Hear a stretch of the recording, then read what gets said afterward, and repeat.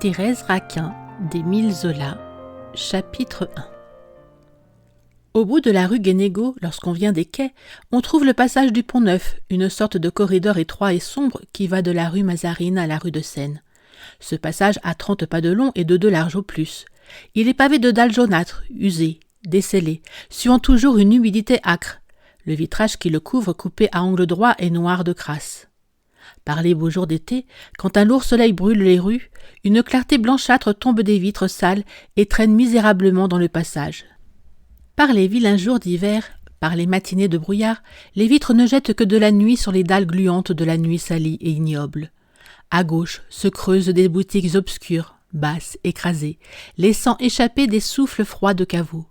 Il y a là des bouquinistes, des marchands de jouets d'enfants, des cartonniers, dont les étalages gris de poussière dorment vaguement dans l'ombre. Les vitrines faites de petits carreaux moirent étrangement les marchandises de reflets verdâtres. Au-delà, derrière les étalages, les boutiques pleines de ténèbres sont autant de trous lugubres dans lesquels s'agitent des formes bizarres. À droite, sur toute la longueur du passage, s'étend une muraille contre laquelle les boutiquiers d'en face ont plaqué d'étroites armoires. Des objets sans nom, des marchandises oubliées là depuis 20 ans s'y étalent le long de minces planches peintes d'une horrible couleur brune. Une marchande de bijoux faux s'est établie dans l'une des armoires. Elle y vend des bagues de 15 sous, délicatement posées sur un lit de velours bleu au fond d'une boîte en acajou. Au-dessus du vitrage, la muraille monte, noire, grossièrement crépie comme couverte d'une lèpre et toute couturée de cicatrices. Le passage du Pont-Neuf n'est pas un lieu de promenade. On le prend pour éviter un détour, pour gagner quelques minutes. Il est traversé par un public de gens affairés dont l'unique souci est d'aller vite et droit devant eux. On y voit des apprentis en tablier de travail, des ouvrières reportant leur ouvrage, des hommes et des femmes tenant des paquets sous leurs bras. On y voit encore des vieillards se traînant dans le crépuscule morne qui tombe des vitres et des bandes de petits enfants qui viennent là au sortir de l'école pour faire du tapage en courant, en tapant à coups de sabots sur les dalles. Toute la journée, c'est un bruit sec et pressé de pas sonnant sur la pierre avec une irrégularité irritante. Personne ne parle, personne ne stationne. Chacun court à ses occupations, la tête basse, marchant rapidement, sans donner aux boutiques un seul coup d'œil. Les boutiquiers regardent d'un air inquiet les passants qui, par miracle, s'arrêtent devant leurs étalages. Le soir, 3 becs de gaz enfermés dans des lanternes lourdes et carrées éclairent le passage. Ces becs de gaz, pendus au vitrage sur lesquels ils jettent des taches de clarté fauve, laissent tomber autour d'eux des ronds d'une lueur pâle qui vacille et semble disparaître par instants. Le passage prend l'aspect sinistre d'un véritable coupe-gorge. De grandes ombres s'allongent sur les dalles, des souffles humides viennent de la rue, on dirait une galerie souterraine vaguement éclairée par 3 lampes funéraires. Les marchands se contentent pour tout éclairage des maigres rayons que les becs de gaz envoient à leurs vitrines.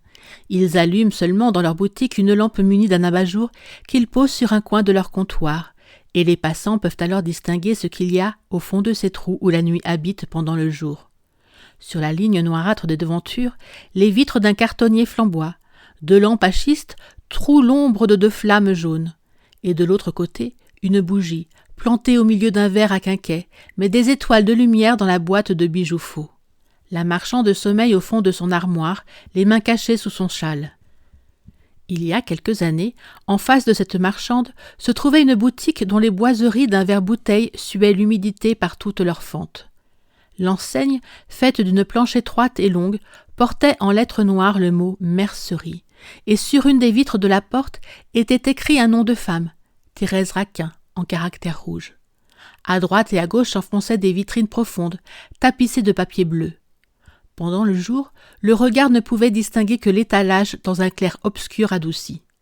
D'un côté, il y avait un peu de lingerie, des bonnets de tulle tuyautés à 2 et 3 francs pièce, des manches et des cols de mousseline, puis des tricots, des bas, des chaussettes, des bretelles. Chaque objet jauni et fripé était lamentablement pendu à un crochet de fil de fer. La vitrine, de haut en bas, se trouvait ainsi emplie de loques blanchâtres qui prenaient un aspect lugubre dans l'obscurité transparente. Les bonnets neufs, d'un blanc plus éclatant, faisaient des taches crues sur le papier bleu dont les planches étaient garnies. Et, accrochées le long d'une tringle, les chaussettes de couleur mettaient des notes sombres dans l'effacement blafard et vague de la mousseline.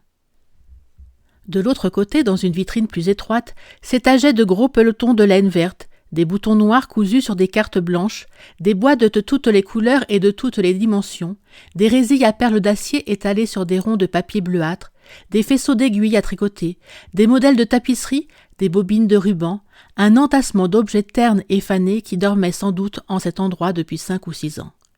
Toutes les teintes avaient tourné au gris sale, dans cette armoire que la poussière et l'humidité pourrissaient. Vers midi en été, lorsque le soleil brûlait les places et les rues de rayons fauves, on distinguait, derrière les bonnets de l'autre vitrine, un profil pâle et grave de jeune femme. Ce profil sortait vaguement des ténèbres qui régnaient dans la boutique. Au front bas et sec s'attachait un nez long, étroit, effilé. Les lèvres étaient 2 minces traits d'un rosé pâle, et le menton, court et nerveux, tenait au cou par une ligne souple et grasse. On ne voyait pas le corps qui se perdait dans l'ombre. Le profil seul apparaissait, d'une blancheur mate, troué d'un œil noir largement ouvert, et comme écrasé sous une épaisse chevelure sombre. Il était là, pendant des heures, immobile et paisible, entre 2 bonnets sur lesquels les tringles humides avaient laissé des bandes de rouille. Le soir, lorsque la lampe était allumée, on voyait l'intérieur de la boutique. Elle était plus longue que profonde. À l'autre bout, un escalier en forme de vis menait aux chambres du premier étage. Contre les murs étaient plaquées des vitrines, des armoires, des rangées de cartons verts. 4 chaises et une table complétaient le mobilier. La pièce paraissait nue, glaciale. Les marchandises, empaquetées, serrées dans des coins, ne traînaient pas çà et là avec leur joyeux tapage de couleurs.